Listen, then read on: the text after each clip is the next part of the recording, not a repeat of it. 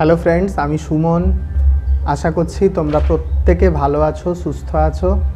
আজকের এই ভিডিওটাতে আমি ল অফ টর্টস নিয়ে ডিসকাস করব। তো তোমরা যারা যারা আমার ইউটিউব চ্যানেল সাবস্ক্রাইব করোনি তারা সাবস্ক্রাইব করে নেবে, এবং যারা আমার হোয়াটসঅ্যাপ গ্রুপে এখনও অ্যাড হওনি, হোয়াটসঅ্যাপ গ্রুপের লিঙ্কটা ডেসক্রিপশানে দেওয়া থাকবে। যখন কিং কোর্ট ছিল আগেকার টাইমে, তখন তো কোডিফাইড যে ল, যেরকম বিএনএস ভারতীয় ন্যায় সংহিতা 2023, এরকম কোডিফাইড ল তখন আসেনি।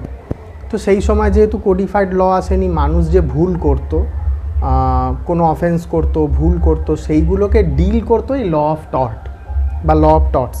তাহলে এই ল অফ টর্টসটা এলএলবিতে একদম শুরুতে ফার্স্ট সেমিস্টারেই পড়ানো হয়, এবং খুব বেসিক আন্ডারস্ট্যান্ডিং যে অফেন্স কী, ড্যামেজ কী, খুব বেসিক আন্ডারস্ট্যান্ডিংটাকে ডেভেলপ করার জন্য এই ল অফ টর্টটাকে পড়ানো হয়, একদম শুরুতেই পড়ানো হয়।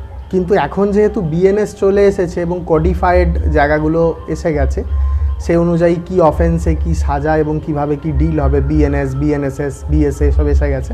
সেই জন্য এতটাও এটা আর প্র্যাকটিক্যালি অতটাও অ্যাপ্লিকেবিলিটি নেই, কিন্তু কোনো রঙকে বোঝার জন্য বা এর উৎপত্তি কোথার থেকে, বা সেই সময় কিভাবে ডিল করা হতো, এইগুলো জানার জন্য আমাদের কিন্তু এই সাবজেক্টটা পড়তে হয়। তো এলএলবিতে একটা ভালো ওয়েটেজ থাকে, এবং এর সাথে এমভিসিপি থাকে, মানে motor vehicle and consumer protection. যদি আমি সময় পাই তাহলে আমি মোটর ভেহিকেল কনজিউমার প্রোটেকশনটাও পড়িয়ে দেবো। তো আপাতত আমি ল অফ টর্টটা পড়াচ্ছি তোমাদের। এই ভিডিওটা তোমরা পুরোটা কিন্তু দেখবে, মাঝখানে যেন কোনো স্কিপ করবে না, পুরো ভিডিওটা ফ্রম ফার্স্ট টু লাস্ট ভিডিওটা দেখবে। এই যে টর্ট শব্দটা, টর্টস বা টর্ট, এই যে টর্ট শব্দটা, এটা এসেছে ল্যাটিন টার্ম টর্টাম থেকে, TORTUM, টর্টাম, ল্যাটিন টার্ম টর্টাম, যার মানে হচ্ছে টু টুইস্ট, এবং এই টর্টে যে ড্যামেজটা আমরা দেখতে পাই, ধরো কারোর কোনো ক্ষতি হলো, কোনো মানুষের রেপুটেশন হার্ম হলো, কারোর বাড়িতে কোনো অপরাধ হলো, এখানে যে ড্যামেজের আমরা শ্রেণী দেখতে পাই, সেটা আমরা দেখতে পাই unliquidated damages. What is unliquidated damages? যেখানে কম্পেনসেশন অ্যামাউন্ট কতটা হবে বা ড্যামেজ হলে কতটা কি ক্ষতি হবে, সেটাকে স্পেসিফাই করা নেই, সেটাকে বলা নেই, সেগুলোকে আমরা বলি আনলিকুইডেটেড ড্যামেজেস। আর মানে যদি দেখা যায় যে কোনো যেমন ধরো কন্ট্রাক্ট, একটা কন্ট্রাক্ট হয়েছে দুটো পার্টির মধ্যে, এ বি এর মধ্যে, এবং দেখা যাচ্ছে সেখানে কন্ট্রাক্টটা যদি ব্রিচ করে কেউ, কন্ট্রাক্টটা যদি ভাঙে কেউ, সেখানে কতটা কম্পেনসেশন অ্যামাউন্ট হবে, কি হবে, সেটা ডিটেলে দেওয়া আছে। সেইগুলোকে বলে লিকুইডেটেড ড্যামেজেস। এবং এই যে লিকুইডেটেড ড্যামেজেস, এটা অ্যাপ্লিকেবল ফর কন্ট্রাক্ট।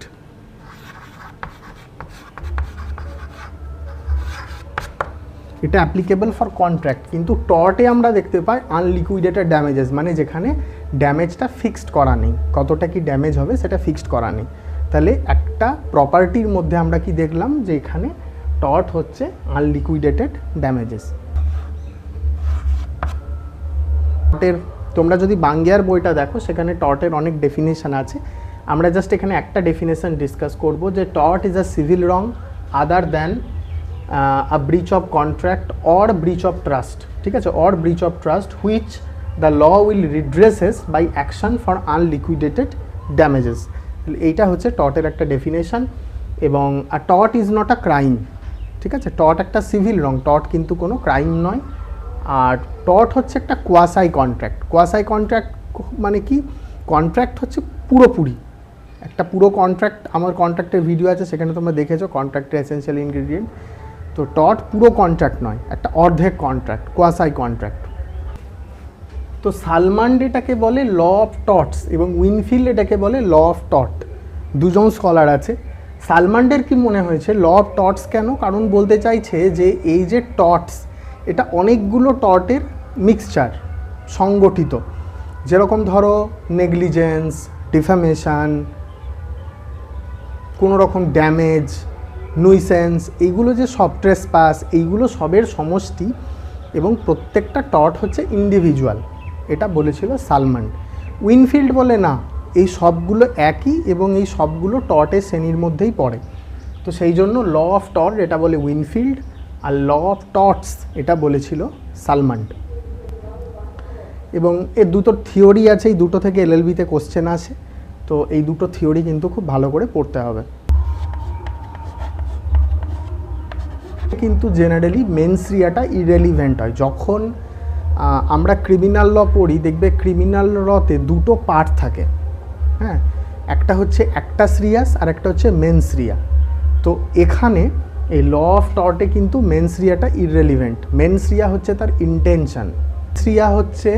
মেন্স রিয়ার মানে হচ্ছে কারোর মোটিভ বা কারোর এই কাজটা করার পিছনে কি ইন্টেনশন ছিল। যখন এই অ্যাক্টাস রিয়াস মানে criminal act and the mens rea মানে মোটিভ, এই দুটো একসাথে কম্বাইন্ড করে, তখনই তোমার সেটা ক্রিমিনাল লতে গিয়ে কোনো ক্রাইম হয়। কিন্তু আমাদের ল অফ টর্টে এই মেন্স রিয়াটার দরকার নেই, এখানে মেন্স রিয়াটা হচ্ছে ইররেলিভেন্ট।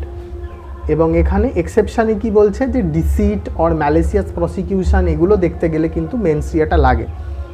দে আর দ্য এক্সেপশনস।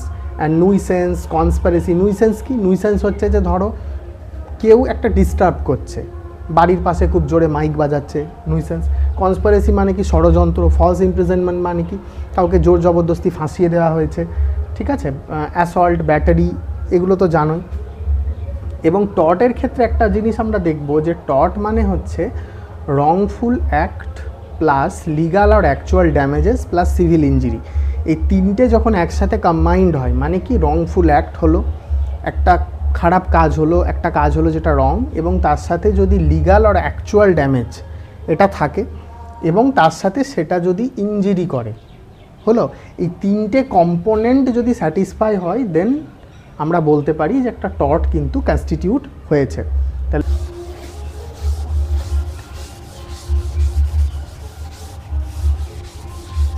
টর্ট বুঝতে গেলে আমরা দুটো ম্যাগজিমকে সামনে রাখি, একটা হচ্ছে ইনজুরিয়া সাইনে ড্যামনাম, আর একটা হচ্ছে ড্যামনাম সাইনে ইনজুরিয়া।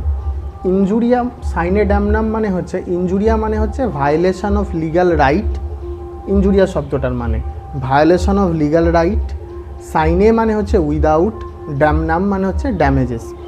তাহলে violation of legal right without damages, violation of legal right without damages. কীরকম জিনিসটা? একটি লোক ছিল, সে একজন কোয়ালিফাইড ভোটার ছিল, হলো, তো কোয়ালিফাইড ভোটার, সে ভোট দিতে যাচ্ছিল এবং তাকে কিছু পুলিশ মিলে তাকে আটক করে, আটক হয়ে গেল লোকটা। তাহলে এবার যে আটক হয়ে গেল সে আর ভোট দিতে যেতে পারেনি। পরে যখন ভোটের রেজাল্ট বেরোয়, জানা যায় যে যে লোকটাকে সে ভোট দিতে যাচ্ছিল সেই ক্যান্ডিডেটই ভোটে জিতে যায়।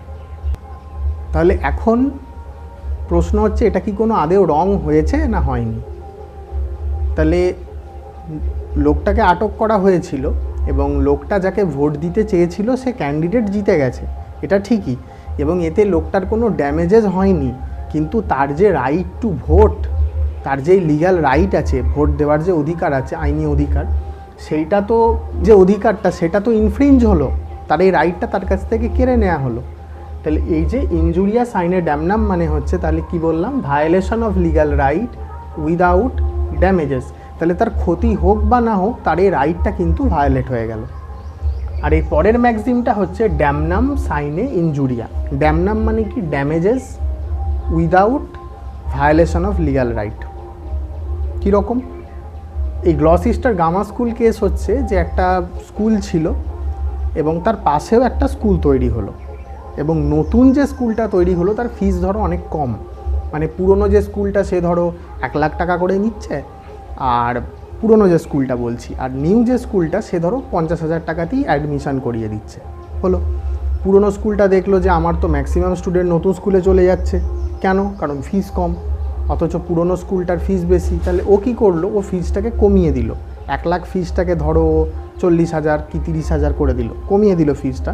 কিন্তু কমিয়ে দেওয়ার পরেও দেখা গেল যেটা, যে স্টুডেন্ট সবই নতুন স্কুলের দিকেই যাচ্ছে, পুরনো স্কুলে আর কেউ আসছে না। তাহলে ওর তো ড্যামেজ হলো, ক্ষতি হলো, তো পুরনো স্কুলটার তো ক্ষতি হলো। কার জন্য ক্ষতি হলো? নতুন যে স্কুলটা বানানো হয়েছিল তার জন্য ক্ষতি হলো। তাহলে সে তখনই মামলা করে নতুন স্কুলটার নামে, কিন্তু কোর্ট বলে যে এটা কোনো ড্যামেজই নয়, এটা কোনো ড্যামেজই হয়নি। হয়তো আর্থিক ক্ষতি হয়েছে, কিন্তু তোমার কি কোনো লিগ্যাল রাইট ভায়োলেট হয়েছে? একটা নতুন স্কুলের যেরকম স্কুল করার অধিকার আছে, সেরকম পুরনো স্কুলটারও একটা স্কুল করার তার লিগ্যাল রাইট আছে, তাহলে দুজনের কারোরই লিগ্যাল রাইট ভায়োলেট হয়নি, হয়তো পুরনো স্কুলটা ড্যামেজ হয়েছে কিন্তু লিগ্যাল রাইট ভায়োলেট হয়নি। তাহলে লিগ্যাল রাইট যদি ভায়োলেট না হয়, ইনফ্রিঞ্জ না হয়, তাহলে কিন্তু সেটা টর্টের মধ্যে আসে না। ঠিক আছে, এইটাই হচ্ছে এই দুটো ম্যাক্সিমের মানে। কেস ল আছে এই দুটো কেস ল বই থেকে পড়বে। মানে কি, মানে হচ্ছে কাউকে মারবার আগে, মানে ধরো আমি কোনো একটা উইপন কারোর দিকে উঁচিয়ে রেখেছি, ধরো কোনো গান তাক করে রেখেছি, তাহলে সেটা হচ্ছে অ্যাসল্ট। মানে আমি ট্রিগার টিপিনি, সেটা হচ্ছে অ্যাসল্ট। এবং ট্রিগার টিপে দেওয়ার পরে গুলিটা যখন গিয়ে ধরো তার হাতে লাগলো বা এরকম জায়গায় লাগলো, সে মারা গেল না কিন্তু লাগলো, বা তার হানি হলো, সে চোট পেলো, সেটা হচ্ছে ব্যাটারি। বা বন্দুক না নিয়ে বুঝে ধরো কোনো একটা কাঠের টুকরো, কাঠের দণ্ড আমি উঁচিয়ে রেখেছি যে মেরে দেবো, সেটা হচ্ছে অ্যাসল্ট। এবং ওটাকে মারবার পরে যখন বডিতে টাচ করলো, লাগলো, সেটা হয়ে যাচ্ছে ব্যাটারি। এবং তারপর হচ্ছে ফলস ইমপ্রিজনমেন্ট, কাউকে মানে ভুল ইমপ্রিজনমেন্টে জেলে আটকে রাখা, বন্দি করে রাখা, ফলস ইমপ্রিজনমেন্ট। তাহলে এগুলো হচ্ছে সমস্ত রিলেটেড টু বডি। এরপর হচ্ছে প্রপার্টি রিলেটেড কি, প্রপার্টি রিলেটেড হচ্ছে ট্রেসপাস, মানে কারোর প্রপার্টির মধ্যে তুমি ঢুকে পড়লে, কাউকে না বলে, ধরো আমার বাড়ির মধ্যে কেউ হঠাৎ চলে এলো, বাড়িতে এসে বসে পড়লো চুপচাপ, কি বাড়ি থেকে কিছু চুরি করে নিয়ে চলে গেল, সেগুলো সমস্ত ট্রেসপাস। নুইসেন্স কি আমি প্রথমেই বলেছিলাম যে ধরো তুমি বাড়িতে পড়ছো, পাশের বাড়িতে কেউ খুব জোরে মাইক বাজিয়ে দিয়েছে, এত মাইক বাজাচ্ছে যে বাড়িতে থাকা যাচ্ছে না, তাহলে সেটা হচ্ছে যে নুইসেন্স। এরপর হচ্ছে রেপুটেশন রিলেটেড যদি হয় সেটা হচ্ছে ডিফামেশন, সেটা হচ্ছে যে লাইবেল আর স্ল্যান্ডার। লাইবেল মানে হচ্ছে যে কারোর নামে রিটেনে আমি কিছু লিখলাম, ধরো মিস্টার এক্স, আমি লিখলাম মিস্টার এক্স হচ্ছে একটি ড্যাশ মানুষ, হলো, সেটা আমি লিখে রিটেনে লিখে পাবলিশ করলাম, সেটা হচ্ছে লাইবেল। এবং ধরো সে মানুষটা সেরকম নয়, ধরলাম আমি লিখলাম মিস্টার এক্স হচ্ছে একটা চোর, একজন থিফ, সেটা লিখলাম, এবং ধরো মিস্টার এক্স খুব ভালো মানুষ, তাহলে তো আমি তার রেপুটেশনটাকে নিচে নামিয়ে দিলাম, আমি তাকে ডিফেম করলাম, তাহলে সেটা হচ্ছে লাইবেল।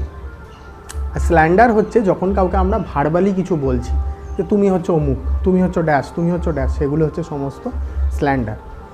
এবং আদারের মধ্যে আছে স্ট্রিক্ট লাইবিলিটি অ্যান্ড ভাইকেরিয়াস লাইবিলিটি। সেগুলো হচ্ছে ধরো আমি কোনো একটা লোককে কাজে অ্যাপয়েন্ট করেছি আমার বাড়িতে কাজ করার জন্য, এবং সেই লোকটা in the course of transmission, course of duty, সে কোনো একটা খারাপ কাজ করলো যেটাতে আমার রেপুটেশন হার্ম হলো, তার মানে সেটার জন্য আমি লায়াবেল। ধরো আমি তাকে একটা গাড়ি দিয়েছি, বলেছি একটা কিছু মাল আন, এবং রাস্তায় আস্তে আস্তে সে কোনো অ্যাক্সিডেন্ট ঘটিয়ে বসলো, তাহলে তার জন্য মাস্টার লায়াবেল। তাহলে এগুলো হচ্ছে ভাইকেরিয়াস লায়াবিলিটি। ব্যাটারিটা তো তোমাদের বলে দিলাম যে অ্যাসল্ট হচ্ছে যে মারবার আগে, আর যখন লেগে গেল বা হার্ম হয়ে গেল সেটা হচ্ছে যে ব্যাটারি। এবং নুইসেন্সের ক্ষেত্রেও বললাম, নুইসেন্সটাকে আমাদের ডাইরেক্ট নুইসেন্স হতে হবে। এবারে এই নুইসেন্সের একটা এক্সেপশান আছে, শোনো, ধরো যে লোকটি মাইক বাজাচ্ছিল সে বহু বছর ধরে মাইক বাজিয়ে যাচ্ছে, প্রায় 30 বছরের উপর মাইক বাজাচ্ছে, এবং তুমি তার ওই গানের শব্দ রোজ প্রতিদিন সকালবেলা উঠে জানালা খুলে শুনছো, তোমার এতে কোনো অসুবিধা হয়নি, আপত্তি হয়নি। এবার হঠাৎ করে তুমি ল পড়লে, এম্পাওয়ার হয়ে গেলে, জানতে পারলে, তুমি লোকটার নামে মামলা ঠুকতে চলে গেলে যে আপনি কেন মাইক বাজাচ্ছিলেন, ঠিক আছে, আমার এখন প্রবলেম হচ্ছে। তো সেই লোকটা তো তার ডিফেন্সে তোমাকে বলবে যে আমি তো 30 বছর ধরে মাইক চালাচ্ছি, তো তুমি 30 বছর ধরে কোথায় ছিলে, এখন তুমি এসেছো কেন? তাহলে সেক্ষেত্রে কিন্তু আর নুইসেন্স হবে না, কাজটা ইনস্ট্যান্ট হতে হবে, রিসেন্ট হতে হবে, ঘটনাটা ঘটছে, সেগুলো হলে কিন্তু সেটা নুইসেন্সের মধ্যে আসে। এবং নুইসেন্স আবার দুটো ভাগে ভাগ হয়ে যায়, চ্যাপ্টারে পড়বে তোমরা, একটা হচ্ছে পাবলিক নুইসেন্স আর একটা হচ্ছে প্রাইভেট নুইসেন্স। প্রাইভেট নুইসেন্স হচ্ছে শুধু তুমি রিলেটেড। পাবলিক নুইসেন্স কি, আমি রাস্তার মাঝে আমার একটা গাড়ি দাঁড় করিয়ে রেখে দিলাম, তাহলে আমি যেই গাড়ি দাঁড় করিয়ে রেখে দিলাম লোকজন যাওয়া আসা করতে পারছে না, তাহলে সেটা কি, সেটা হচ্ছে পাবলিক নুইসেন্স।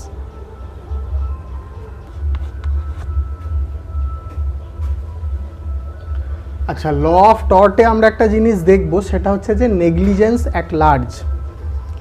নেগলিজেন্স মানে কি, ধরো কারোর একটা ডিউটি ছিল যে প্রপার কশন নিয়ে কাজ করার, এবং সে প্রপার কশন নিয়ে যেহেতু কাজ করেনি, তার এই কাণ্ডের জন্য কোনো হার্ম হয়েছে, কোনো অ্যাক্সিডেন্ট হয়েছে, কোনো ড্যামেজ হয়েছে, কিন্তু সেটা কতটা এবং সেটা কি সত্যিই তার কাজের জন্য হয়েছে, সেখানেই আমরা এই জিনিসটা দেখি যে negligence at large not possible. ধরো কার রিভার্স, একটা কার পিছন দিকে রিভার্স হচ্ছিল, মানে পিছনে কাটাচ্ছিল কারটা, একটা বাচ্চা ছিল, বাচ্চাটার পায়ের উপর দিয়ে কারটা চলে গেছে, তাহলে স্বাভাবিকভাবেই তার পাটা সাফার হয়েছে, হয়তো পা ভেঙে গেছে, পায়ে লেগেছে, পা দিয়ে রক্ত বেরোচ্ছে, এরকম ঘটনা ঘটেছে।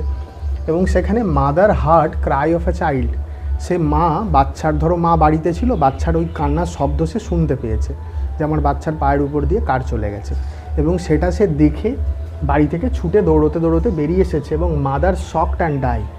এবং ধরো পাটাই ফ্র্যাকচার হয়ে গেছে, এবং সেটা দেখে মা একদম শক হয়ে গেছে, মানে হার্ট অ্যাটাক হয়ে গেছে বা শক হয়ে গেছে, এবং সেখানেই মা ওই মোমেন্টে মা মারা গেছে। তাহলে এখন প্রশ্ন হচ্ছে, এই যে মা মারা গেল তার জন্য কি ড্রাইভার রেসপন্সিবল? তো ড্রাইভার এর জন্য রেসপন্সিবল নয়, কারণ হচ্ছে যে রেসপন্সিবল নয় এর জন্য কারণ হচ্ছে নেগলিজেন্স অ্যাট লার্জ, মানে অত ডিগ্রি পর্যন্ত নেগলিজেন্সকে আমরা নেবো না। হতে পারে যে বাচ্চার পাটা ফ্র্যাকচার হয়ে গেছে, এটা একটা নেগলিজেন্স, কিন্তু তার জন্য তার মা মারা গেছে, এত রিমোট নেগলিজেন্সকে আমরা কিন্তু এর মধ্যে কাউন্ট করব না।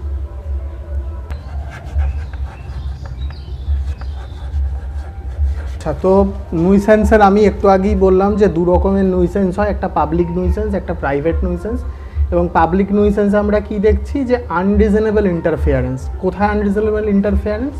কীরকম? যেরকম ধরো digging a hold and obstructing the public way, যে একটা রাস্তা, একটা পাবলিক ওয়ে, একটা রাস্তা, সেখানে কেউ একটা হোল ডিগ করে রেখেছে, একটা হোল খুঁড়ে রেখেছে, তাহলে সেটা একটা।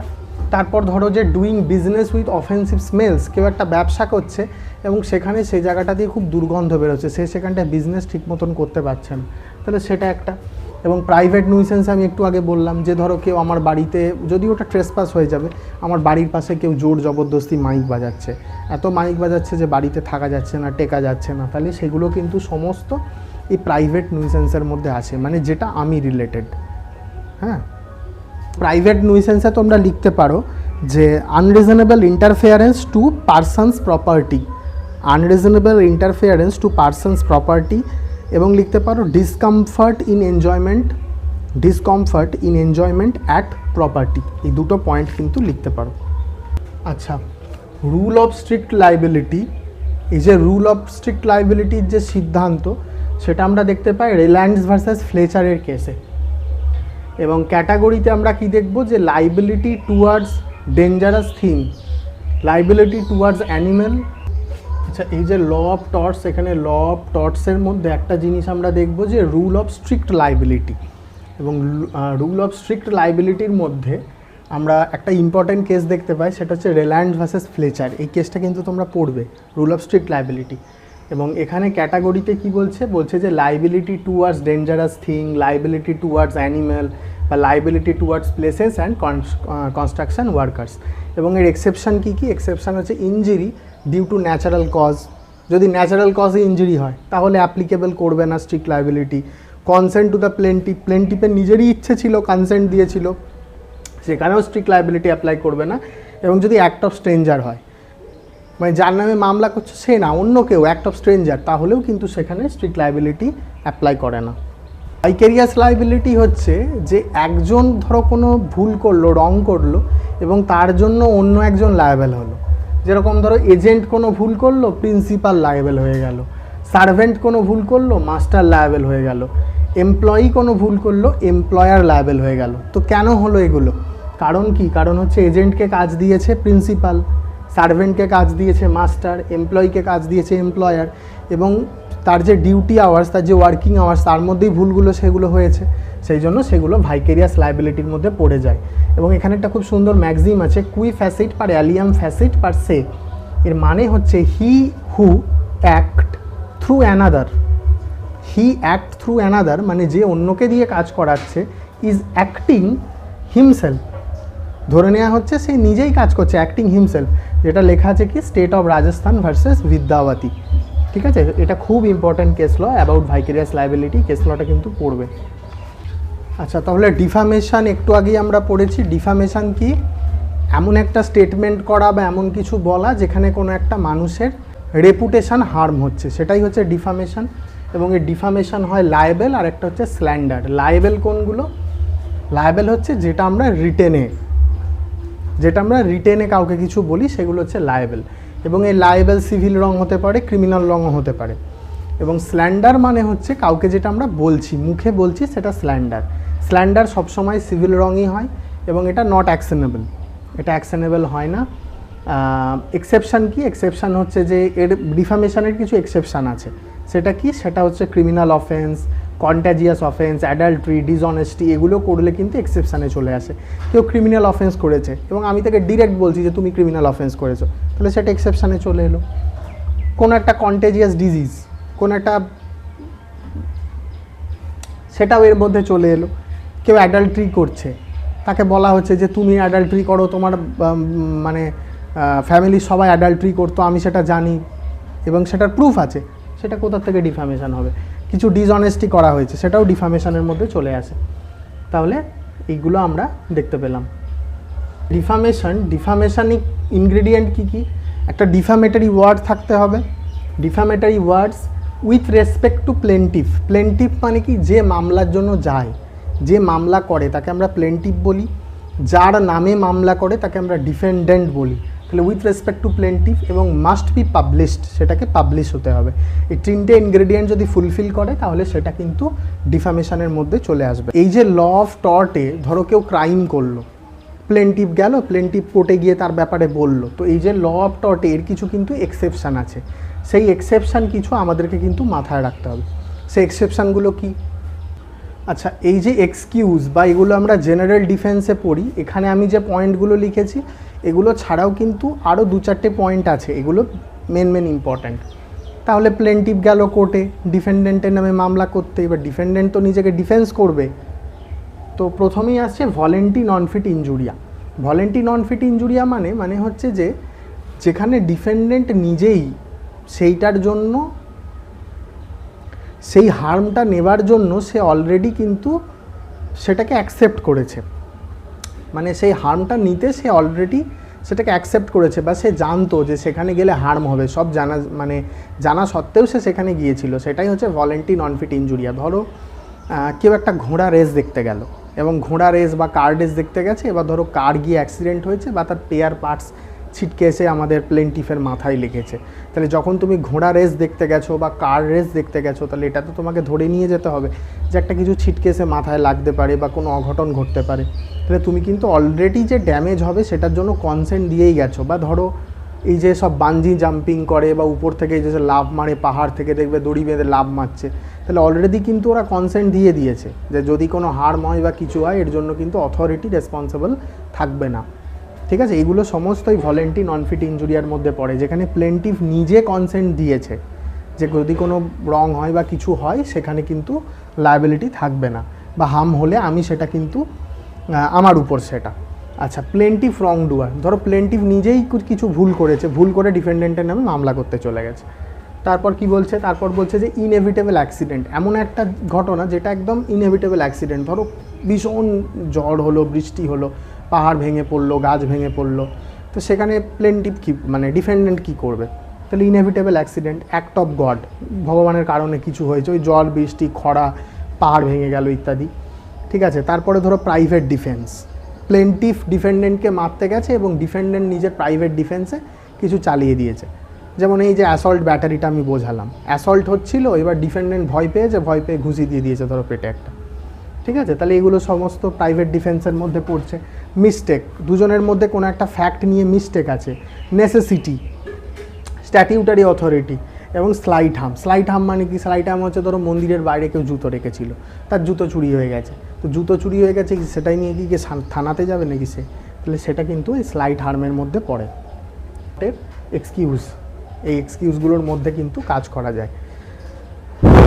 এক্সকিউজ মানে কি? এগুলো ডিফেন্ডেন্ট নিজের ডিফেন্সে এই পয়েন্টগুলোকে কিন্তু বলতে পারে বা বলবে।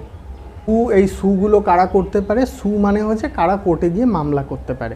সেখানে কোনো কর্পোরেশন করতে পারে, কোনো মাইনারের বিহাফে গিয়ে কেউ করতে পারে, ম্যারেড ওম্যান করতে পারে, লুনাটিক করতে পারে, ট্রেড ইউনিয়ন করতে পারে, কনভিক্ট হয়েছে সে করতে পারে, এলিয়ান এনিমি করতে পারে। হ্যাঁ, তো এগুলো এরা করতে পারে, এদের এজেন্টে বা এদের বিহাফে গিয়ে কেউ করতে পারে, বা এদের করারও কিছু স্পেশাল প্রসিজার আছে, সেই প্রসিজারগুলো মেনটেন করে করতে হয়। ম্যাক্সিম হচ্ছে রেস ইপসা লকিউটুর, মানে হচ্ছে যে রুল অফ এভিডেন্স। পরের ম্যাক্সিম হচ্ছে কুইট ফ্যাসিট পার অ্যালিয়াম ফ্যাসিট পার সে। কুইট ফ্যাসিট পার অ্যালিয়াম ফ্যাসিট পার সে এর মানে হচ্ছে কি? এর মানে হচ্ছে ভাইকেরিয়াস লাইবিলিটি, মানে মাস্টার এজেন্টের কোনো কাজ করলো, মাস্টার লাইবেল, এই যে লাইবিলিটিগুলো সেটা এখান থেকে আসে। এরপর হচ্ছে ubi remedium, ubi jus ibi remedium, এর মানে কি where there is a right there is a remedy. আচ্ছা, সাইনটি নন ফিট ইনজুরিয়া, সাইনটি নন ফিট ইনজুরিয়া সেটা মানে কি, সেটা মানে হচ্ছে mere knowledge does not imply consent to take risk.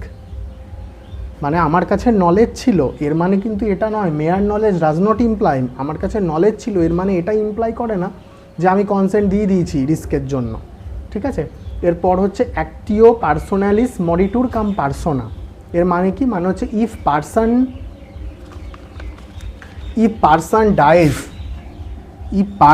Dies his personal right of action dies with him, মানে হচ্ছে যে একটি ব্যক্তি যদি মারা যায় তার সাথে সাথে সে রাইটটাও কিন্তু ডিজলভ হয়ে যায়। তোমরা চাইলে এটা স্ক্রিনশট নিয়ে নিতে পারো, লিখে নিতে পারো, তাহলে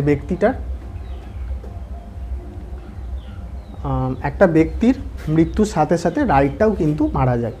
তাহলে এইগুলো গেল ল অফ টর্টের কিছু ইম্পর্ট্যান্ট ম্যাগজিম, এগুলো আমাদের ল অফ টর্টের জন্য খুব রেলিভেন্ট। তো আমি একটা ল অফ টর্টের তোমাদেরকে ওভারভিউ দিলাম, খুব ডিটেল আমি কিছু ডিসকাস করিনি, মোটামুটি মেন পয়েন্টগুলো ডিসকাস করেছি। এগুলো থেকে তোমরা নোট বানিয়ে নিতে পারো, খাতাতে নোট করে পরীক্ষায় লিখতে পারো। আমার কন্ট্রাক্টের উপর, টর্টের উপর, হিন্দু ম্যারেজ অ্যাক্টের উপর, ট্রান্সফার অফ প্রপার্টির উপর আমার চ্যানেলে কিন্তু ভিডিও আছে, প্লেলিস্ট করা আছে, সেই ভিডিওগুলো কিন্তু প্রত্যেকে দেখবে। বারওয়ান ইউনিভার্সিটির যে ল এন্ট্রান্স সেটার জন্য আমি কোচিং দিই, বা এলএলবি সেমিস্টার সেটার জন্য কোচিং দিই, চাইলে আমার সাথে জয়েন হতে পারো। আর আমার একটা হোয়াটসঅ্যাপ গ্রুপ আছে, ডেসক্রিপশানে তার লিঙ্ক দেওয়া থাকবে, সেইটাতে সবাই জয়েন করবে।